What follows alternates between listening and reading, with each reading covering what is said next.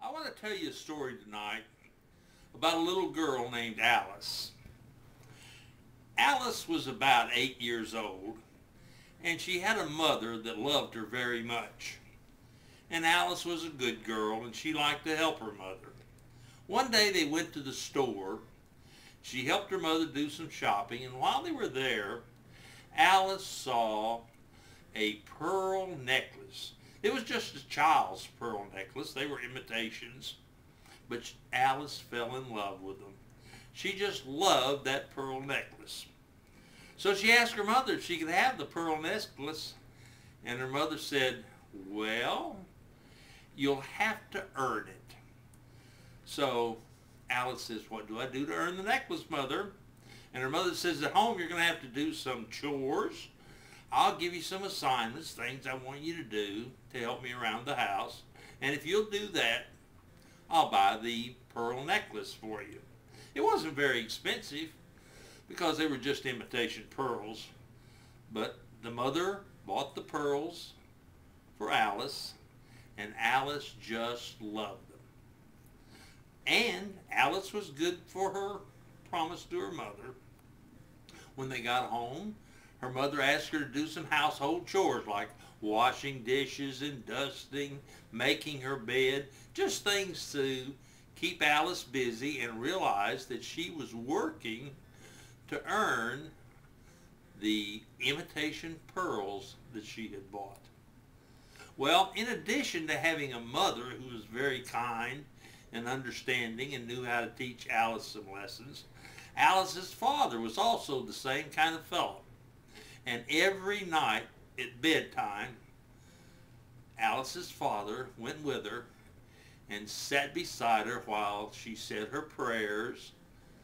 And he would sometimes read her a story, read her something out of the book. And Alice and her dad just loved that time together. Alice's dad one time said, "Alice, would you give me your pearl necklace?" And Alice said, "No, Dad, I can't give you that. I just love those pearls. They're the nicest thing I have, and I wouldn't give them up for anything." And the dad accepted that. But from that time forward, each night when Alice's dad would go into her room and say her prayers and they would read a story, from time to time, Alice's dad would ask her the same question: "Will you give me those pearls?" And every time the answer was the same: "No, Daddy, I can't give them to you. They're precious. I love them. They're the most valuable thing I have." And her dad would remind her, he said, "Alice, they're just imitation. They aren't the real thing." And Alice would say, "I know. They're not the real thing, but I love them just the same. I can't do without them." That went on for quite some time. And finally, one night, even without her dad asking, Alice said, "Daddy, I want you to have my pearls." And Dad was surprised because Alice was giving up her pearls, the thing that she loved so much, without her even asking. But Dad was prepared. And as soon as Alice offered her dad the imitation pearls, Dad reached into his pocket and brought out a little blue jewelry box. And when he opened it, what they saw in that little blue jewelry box was a real pearl necklace. These weren't artificial. These were real. And of course, Alice was just delighted because she had given up those artificial pearls that she thought she loved so much. She had given them up for real pearls.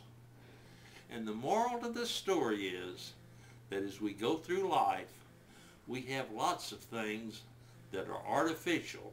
They aren't real, but we cling to them as if they have great value. And the story is the same one that the Bible teaches us about Jesus. Because Jesus says, "If you will take what I have and give up those artificial ways of life that you have, you'll have something real and valuable and something that will be precious to you all your life. So I encourage you, whatever you have that is like Alice's artificial imitation pearl necklace, give it up and accept the real, true value of life from Jesus. Thank you very much.